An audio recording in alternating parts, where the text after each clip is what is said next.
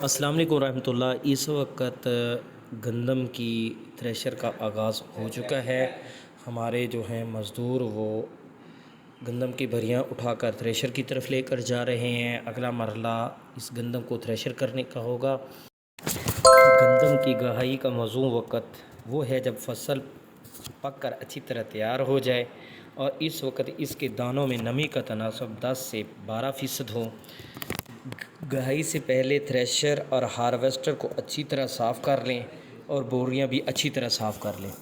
کوشش کریں جس جگہ تھریشر لگائیں وہاں پر جو آپ بھریوں کا ڈھیر لگاتے ہیں اس کے نیچے کوئی ترپال وغیرہ بچھا دیں، کیونکہ سٹے نرم ہونے کی وجہ سے جب سوکھ جاتے ہیں تو اس کے دانے وہاں پر گرتے ہیں۔ یہ دیکھیں ہمارا بندہ اس وقت تھریشر میں گندم ڈال رہا ہے۔ یہاں سے گندم یہ تھریشر ہو رہی ہے اور اس سے بھوسا الگ اور گندم الگ ہو رہی ہے۔ تھریشر کے دوران جو بندہ تھریشر میں گندم ڈال رہا ہوتا ہے اس کو بہت زیادہ احتیاط کی ضرورت ہوتی ہے۔ ایک تو وہ اپنا چہرہ ڈھانپ کر رکھے تاکہ گرد و غبار سے بچ سکے، اور باقی موٹے احتیاط سے لگائے۔ اس تھریشر میں ہم نے جو ٹریکٹر لگایا ہے وہ نیو ہالینڈ الغازی ٹریکٹر 480 لگایا ہے، جس کی تھریشر پر بڑی بہترین سروس اس وقت آپ دیکھ سکتے ہیں۔ اور سب سے مین بات جب تھریشر لگائیں تو اس میں ہوا کی رخ کی بڑی اہمیت ہوتی ہے کہ ہوا کا رخ کس سائڈ پر ہے۔ جس سائڈ پر ہوا کا رخ ہو، تھریشر کا جو بھوسا نکلنے والی سائڈ ہوتی ہے اسی رخ پر لگائی جاتی ہے تاکہ بھوسا مشین کے اوپر یا ٹریکٹر کے اوپر نہ پڑے، اور جو مزدور کام کر رہے ہوتے ہیں یہ بھوسا مٹی وغیرہ ان پر نہ پڑے۔ اس وقت آپ دیکھ سکتے ہیں کہ تھریشر سے گندم نکل رہی ہے اور بندہ اس وقت بوروں میں یہ گندم بھر رہا ہے۔ یہ جو گندم اس وقت یہاں سے نکل رہی ہے، یہ جو اندر جو چھاننا لگا ہوا ہے وہاں سے آ رہی ہے، اس سے بھوسا الگ اور گندم الگ ہو رہی ہے۔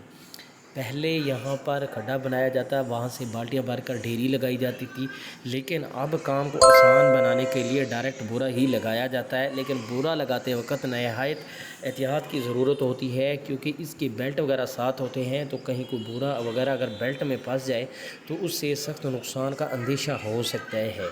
اس وقت گندم جو ہے وہ بوروں میں بہترین طریقے سے بھری جا رہی ہے۔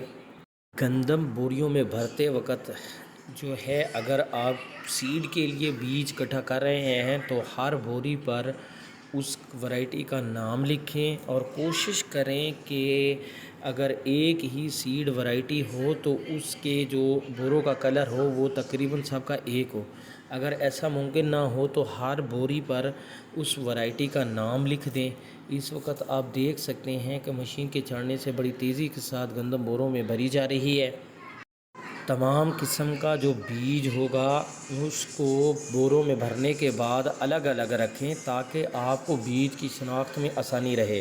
اس دفعہ گندم کی فصل نہایت شاندار ہوئی ہے اور اوسط جو متوقع ہے وہ 45 سے 50 من ہے۔ اس وقت ہمارا بندہ گندم کی بوریوں کو ایک سائڈ پر الگ الگ لائنوں میں الگ الگ ورائٹی کے حساب سے رکھ رہا ہے تاکہ بعد میں شناخت میں آسانی رہے۔